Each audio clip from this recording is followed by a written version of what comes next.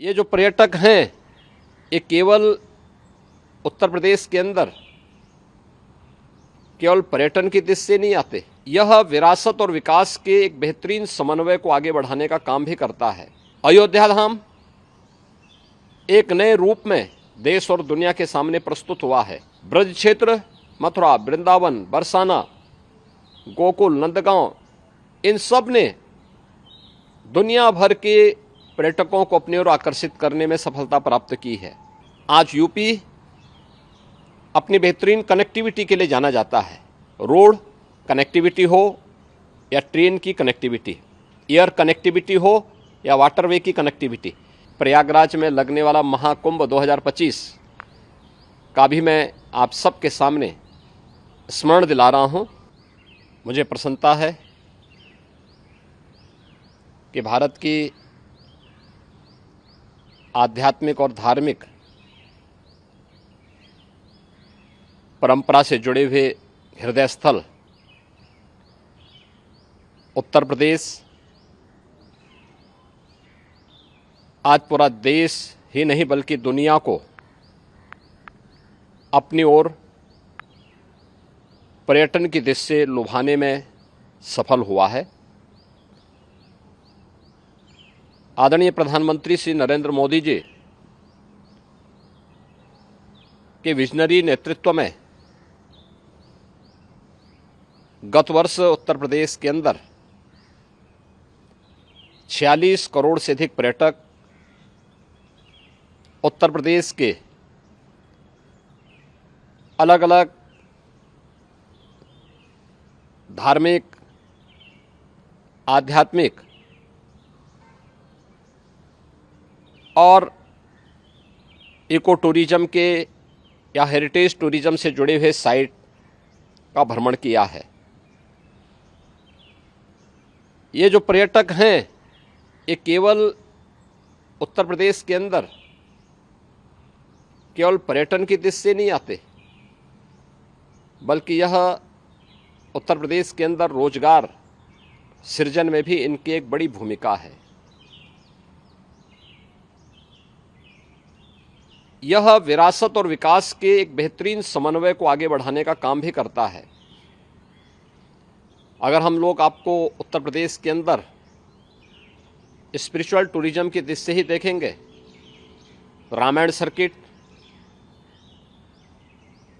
Krishna circuit, Buddhist circuit, Jain circuit आदि तो हमारे पास पहले से है ही। आज काशी, बाबा विश्वनाथ का पावन धाम करोड़ों पर्यटकों को अपनी ओर आकर्षित कर रहा है। अयोध्या धाम एक नए रूप में देश और दुनिया के सामने प्रस्तुत हुआ है। ब्रज क्षेत्र, मथुरा, वृंदावन, बरसाना, गोकुल, नंदगांव, इन सब ने दुनिया भर के पर्यटकों को अपनी ओर आकर्षित करने में सफलता प्राप्त की है। बौद्ध पर्यटकों की दृष्टि से सारनाथ, कुशीनगर, कपिलवस्तु, श्रावस्ती, कौशाम्बी, संकिसा, जहां यह दुनिया भर के बौद्ध श्रद्धालुओं को अपनी ओर आकर्षित कर रहा है, वहीं जैन टूरिज्म की दृष्टि से भी उत्तर प्रदेश में अनेक संभावनाएं हैं। अयोध्या जैन तीर्थंकरों की जन्मस्थली है। ऐसे ही काशी, अनेक जैन तीर्थंकर इस पावन धरा पर अवतरित हुए थे। कुशीनगर की पावानगरी जैन तीर्थंकरों की पावन धरा के रूप में आज भी हम सब के लिए पूज्य बनी हुई है और दुनिया का सबसे बड़ा आध्यात्मिक और सांस्कृतिक आयोजन प्रयागराज कुंभ, यह दुनिया भर के श्रद्धालु और पर्यटकों को अपनी ओर आकर्षित कर रहा है। ऐसे ही हेरिटेज टूरिज्म की दृष्टि से देखेंगे तो झांसी की रानी लक्ष्मीबाई का किला झांसी हो या कालिंजर का किला बांदा जनपद में, आगरा का ताजमहल हो या आगरा का रेड फोर्ट, फतेहपुर सीकरी के स्थल हो या प्रयागराज का किला, रामनगर फोर्ट वाराणसी हो या फिर हम लोग जनपद मिर्जापुर के अंदर चुनार के किले का दर्शन कर लें, लखनऊ का इमामबाड़ा। ये एक लंबी परंपरा है जो भारत की हेरिटेज टूरिज्म को अपनी ओर आकर्षित करता है और इको टूरिज्म का तो ये हब जैसा ही है। चाहे वह दुधवा हो, करतनिया घाट का क्षेत्र हो, चोका हो, हस्तिनापुर वाइल्ड लाइफ हो या नेशनल सेंचुरी चंबल, सोनभद्र का सलखन हो या सूर सरोवर आगरा का, ओखला वर्ल्ड सेंचुरी हो या फिर इस प्रकार की अनेक साइट ये यूपी के अंदर मौजूद हैं।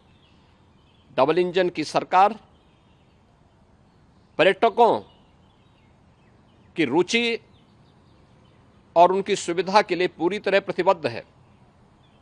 आज यूपी अपनी बेहतरीन कनेक्टिविटी के लिए जाना जाता है।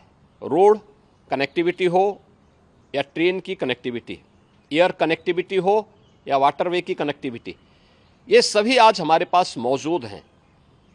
और जब हम विश्व पर्यटन दिवस के अवसर पर आज इस समारोह के साथ झांसी में जुड़े हैं तो स्वाभाविक रूप से 2025 मकर संक्रांति से लेकर के 26 फरवरी 2025 तक प्रयागराज में लगने वाला महाकुंभ 2025 का भी मैं आप सबके सामने स्मरण दिला रहा हूं। दुनिया भर के हमारा अनुमान है 40 करोड़ श्रद्धालु इस आयोजन में भाग लेकर के उत्तर प्रदेश की इस अमूर्त सांस्कृतिक धरोहर के प्रति दुनिया को अपनी ओर आकर्षित करेंगे। मुझे पूरा विश्वास है कि प्रधानमंत्री मोदी जी के विजन के अनुरूप देश और दुनिया को अपनी ओर आकर्षित करने और उत्तर प्रदेश को पर्यटकों के एक बेहतरीन डेस्टिनेशन के रूप में आगे बढ़ाने में हम सब सफल होंगे।